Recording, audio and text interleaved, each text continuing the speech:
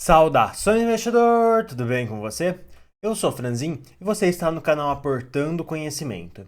E nesse vídeo daqui, a gente vai falar por que fundos de papel não vão valorizar com a queda de juros.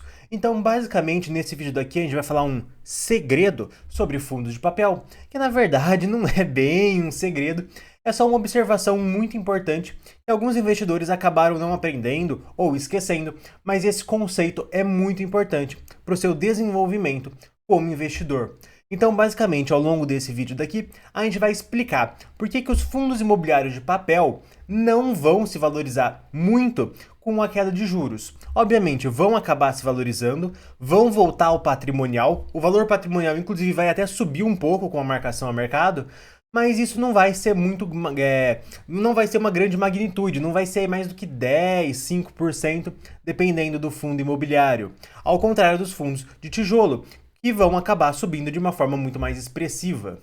Então, na verdade, muito provavelmente, a taxa Selic ela já começa a cair na próxima reunião do Copom, que vai acontecer aí no começo do mês que vem.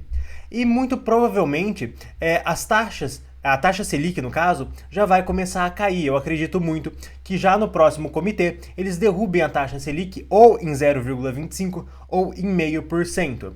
E na verdade a taxa Selic ela não influencia o preço das cotas de fundos imobiliários, porque na verdade a Selic ela é a taxa de juros de curto prazo.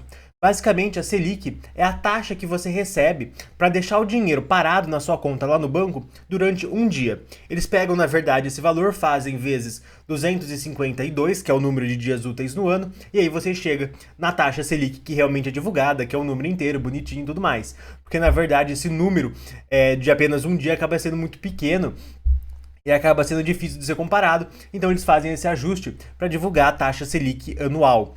Mas é muito importante o investidor saber que ela é uma taxa de curto prazo. Ela é a taxa para você deixar o dinheiro parado durante um dia. A partir de você deixar o dinheiro parado acima de um dia útil, você começa a falar das taxas de juros de longo prazo, que na verdade quem determina essas taxas de juros de longo prazo é o mercado financeiro e não o Banco Central, como acontece com a Selic. Então aqui a gente consegue ver perfeitamente como que a taxa de juros da NTN-B 2035, ou seja, do título IPCA+, que vai vencer lá em 2035, em relação com o IFIX, que é a média de fundos imobiliários. Aqui a gente consegue ver que quando a NTN-B, quando a renda fixa acaba caindo de valor, quando a taxa de juros de longo prazo acaba caindo de valor, isso gera uma alta muito grande nos fundos imobiliários. Essa alta aqui parece relativamente pequena, mas é por conta do gráfico, é uma alta de 50% aqui.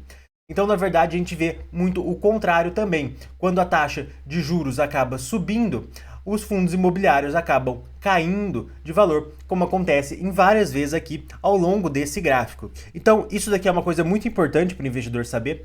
Eu divulguei um vídeo recentemente falando sobre a queda da taxa de juros e como que isso vai afetar os fundos imobiliários. E eu precisava só dessa parte daquele vídeo lá para agora sim explicar o porquê que os fundos imobiliários de papel não vão valorizar de modo expressivo com a queda de juros. Obviamente vão se valorizar um pouco, mas não mais do que 5, 10% na maioria dos casos. Mas antes de tudo, antes da gente começar de fato essa explicação, eu vou pedir para você se inscrever no canal para ficar por dentro dos próximos vídeos. E se você já for inscrito, eu vou pedir para você enviar esse vídeo para algum amigo seu que investe, porque ele precisa saber desse conteúdo.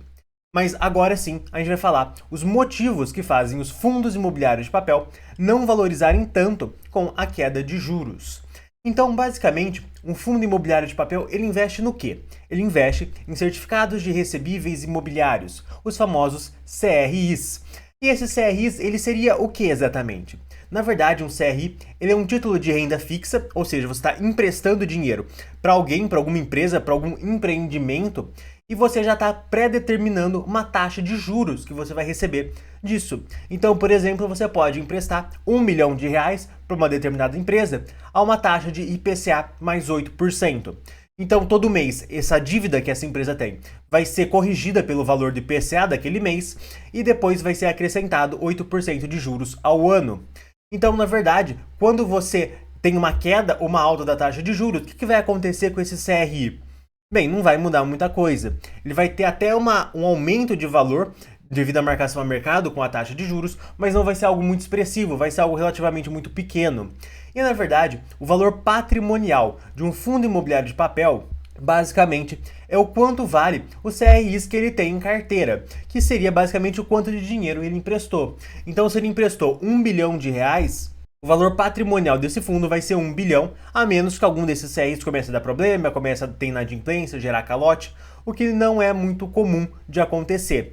Mas frente a isso, independente da taxa que forem esses CRIs, se forem uma taxa de, por exemplo, IPCA mais 3 ou IPCA mais 15, o valor desses CRIs é o valor que foi emprestado. Essa taxa está muito atrelada ao risco do empreendimento e não assim ao valor dele. E não quanto que esse título de renda fixa, quanto que esse CRI deveria valer. Então, isso faz com que, na verdade, quando a taxa de juros acaba caindo ou subindo, os fundos imobiliários de papel acabam não sofrendo muito. Tanto quando sobe quanto quando cai as taxas de juros, eles são muito resilientes. Você pode ver que se você pegar a cotação de um fundo imobiliário de papel dos últimos 10 anos, você vai ver que a cotação dele acaba não oscilando tanto. Geralmente, o dividendo que ele paga acaba oscilando muito mais do que a cota, em termos percentuais, obviamente.